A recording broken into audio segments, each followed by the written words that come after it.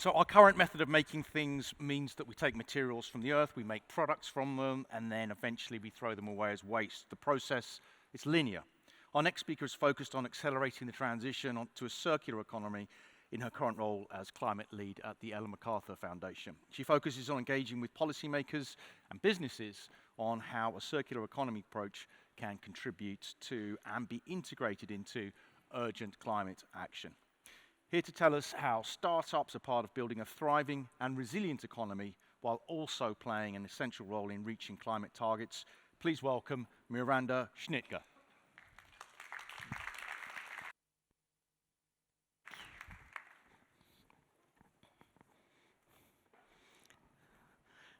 Right, hello everyone. I've been wondering all day what it's like standing up here, what the lights were going to be like, how much I'd see you or not. Yeah, I was talking to Greg about what element of the circular economy I would bring to this, and we decided together that we would focus on startups. So, as he said, the Ellen MacArthur Foundation focuses on the transition, or accelerating the transition, in fact, to a circular economy. So what is the connection between circular economy, climate, and startups? Other speakers today have actually touched on lots of little elements of this, which is really exciting. So I'm going to kind of zoom out and actually refer to a couple of them, and a couple of them who are outside today as well. So very often when we're thinking about how we're going to solve for the climate question, the predominant images that come to mind are things around solar panels, fields of wind turbines. You might be imagining swathes of electric vehicles. It's the transition, the energy transition that we need, and then also the solutions that are around carbon capture, carbon storage. These are the sort of dominant themes. And there's absolutely nothing wrong with that. Like, I fully agree. I think we all agree. It is like the most vital part of how we're going to solve for the climate crisis. In our own research, how does the clicker work? There we go. In our own research, like, we've been looking at what contribution will the renewable energy transition and energy efficiency measures, what will they make? And they are going to be absolutely key. They're bigger than anything else, but they're 55% of the solution. There's another 45%, though, that comes from how we make, use, and then subsequently discard products. And for those, the energy transition is not actually going to hold all of the answers to tackling those emissions. We're going to need other solutions that come in there. And to sort of dive into this a bit more, the sources of the 45% of emissions include industrial processes. So there are some temperatures that are required in the heavy industry sector, for example, that are far beyond what renewable energy can currently meet. So what other ways can we think about tackling those emissions? There are also chemical processes that happen. It doesn't really matter what you do, you're going to get, from the way that we make concrete, there will be a chemical process that will release a high volume of emissions. So again, it doesn't really matter which energy source we're using, we're going to need to think of another way of tackling those. Then to move away from heavy industry and look at other sectors, deforestation and the way that we use land. Those are two further areas from which, once we've done it, and as we're doing it, cutting down nature, choosing how we're growing our food, emissions are going to arise from that as well. And last but not least, the other one that I would highlight is the way in which we then treat or use the products afterwards. So landfill, incineration, and open waste burning. These are all areas from which emissions are going to arise.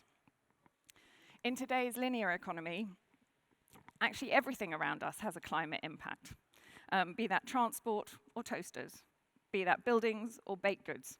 It's every sector.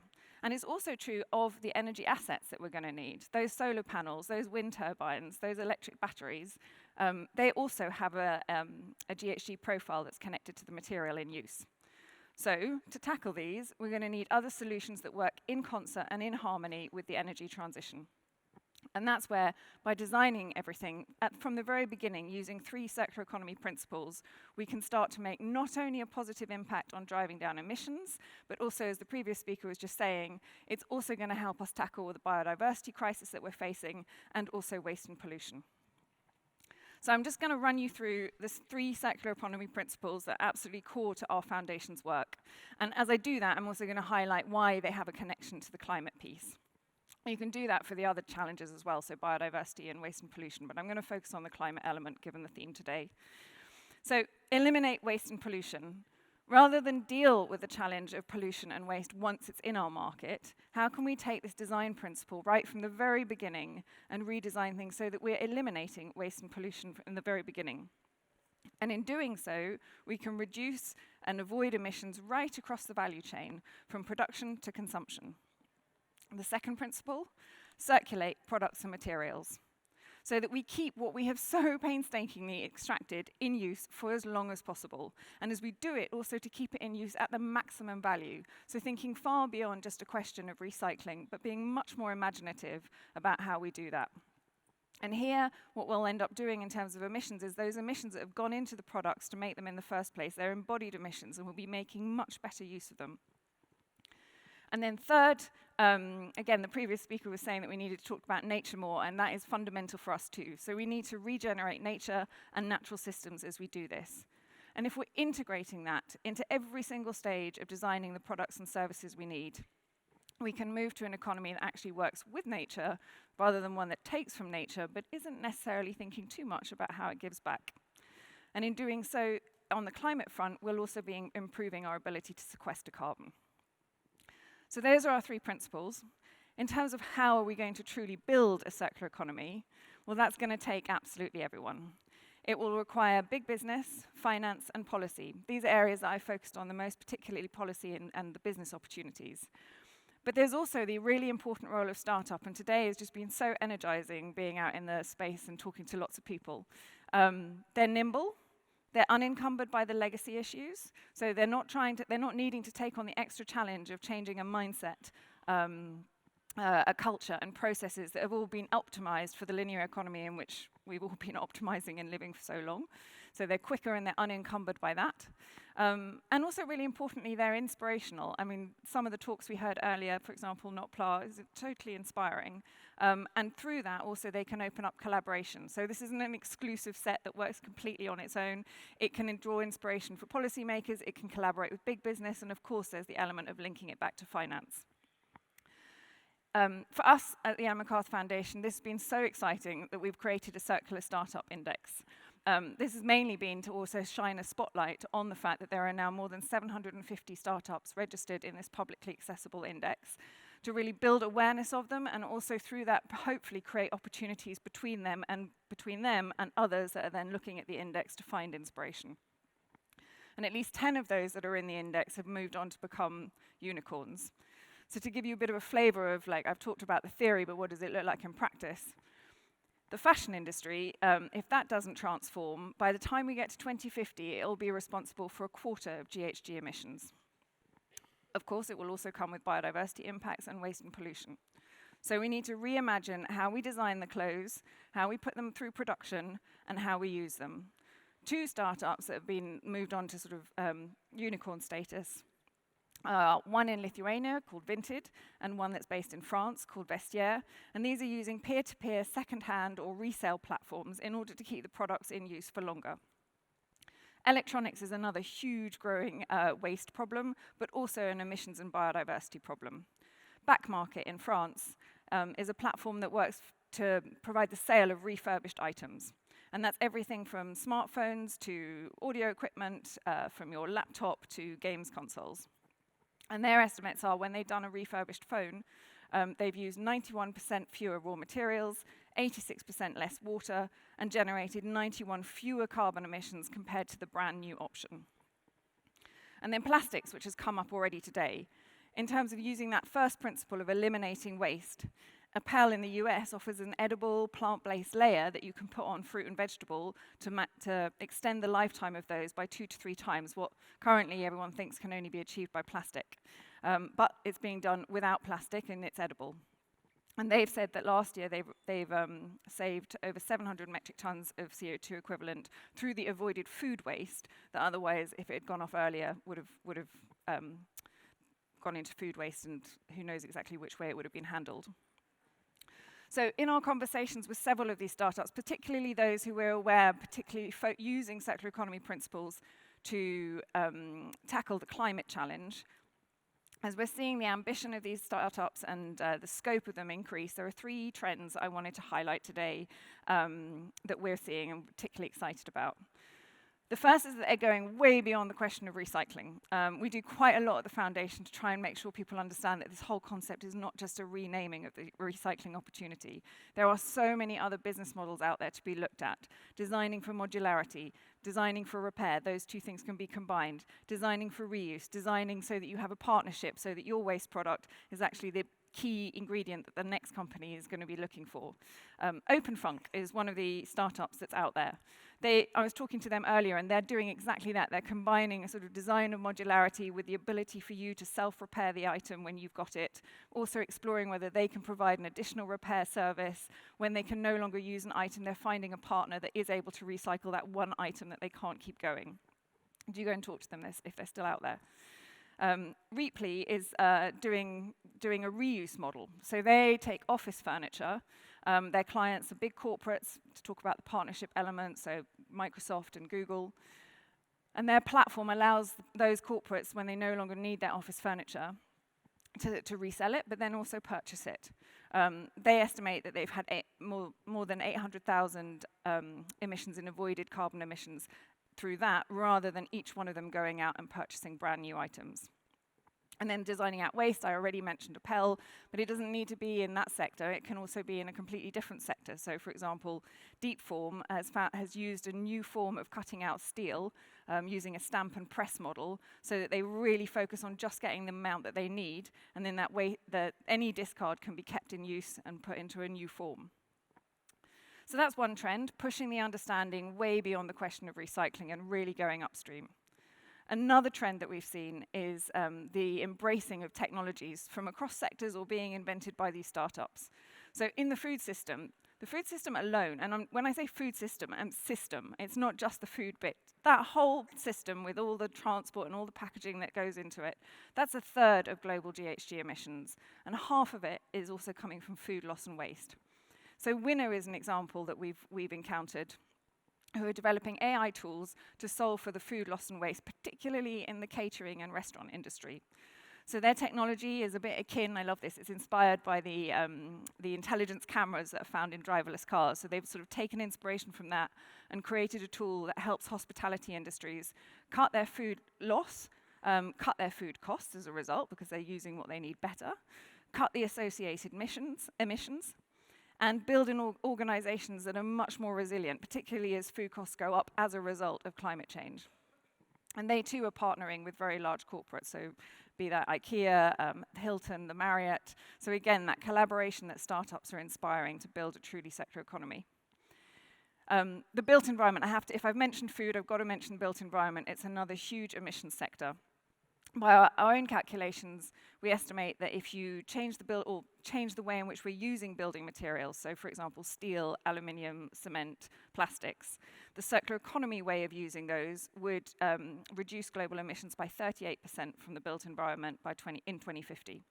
So Concula is a startup that is embracing technology in order to build twins, digital twins, but also importantly material passports, so that when the building does need to be changed, modified, deconstructed, you have actually an idea of what is in between the walls, all those things that are hidden so neatly from our sight. How can those materials be kept in use? And the last one is remembering the principle of regeneration.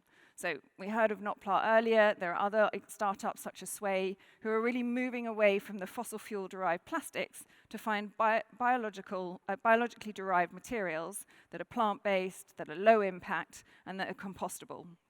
And through that, they're able to obviously have an impact on the emissions as well. Another one, to give him a shift away from just the material angle to regenerate nature, is a startup in Colombia that's really embracing small farmers who are using regenerative practices in agroforestry, and their main aim is to disincentivize deforestation, so one of those sources of emissions that can't be tackled purely through the energy transition. So those are all the upsides that we're excited about, that there is an embrace of circular economy opportunities, that there is an embrace of technology to help us get there and scale faster, and that there is an embrace of the connection to nature. But of course, everything that is sort of new and trying to break the mold also faces challenges. Some of them have been mentioned earlier. So for example, access to finance is one of the key ones. Climate finance in particular is very focused on sending the money to energy sources and transport, but the built environment and industry are not actually getting the same share. And that's exactly the space in which many of the circular economy startups are. The good news is that circular economy funding is growing, but comparatively, it's in its infancy. So how can we use the momentum that exists around the climate space and the solutions that these startups are creating to tell stories to better connect circular economy to climate funding and to help things go further? One example is a funder in the US called Closed Loop Partners. They invest solely in circular economy opportunities that are specifically seeking to contribute to climate action. And their investments since 2014 have kept 4.8 million tons of material in circulation and resulted in 10 million tons of avoided greenhouse gas emissions. Now, the next two challenges that we've identified are really interconnected, and they do connect back to finance as well. And this one is really not specific to startups at all. It's actually right across the piece. Data. Data is an absolutely key challenge. Many organizations, including startups, are forging ahead in how they're calculating the impacts of their circular economy models. But what we really need, and this is where policy will come in as well, we need a standardized measurement approach, a transparent way of reporting on this, so that finally the figures that are being reported by these different organizations can really be aligned and compared. And that's whether they're circular or linear, in fact, just to their peers, to the competition, so that there's much more confidence and trust in these solutions. So we need a globally harmonized approach, and one to climate accounting, but also one that integrates the circular economy thinking. And the last is awareness raising. I mean, it's half the reason why I'm talking about it, why our foundation exists, to make people aware of the opportunities that sit in this space.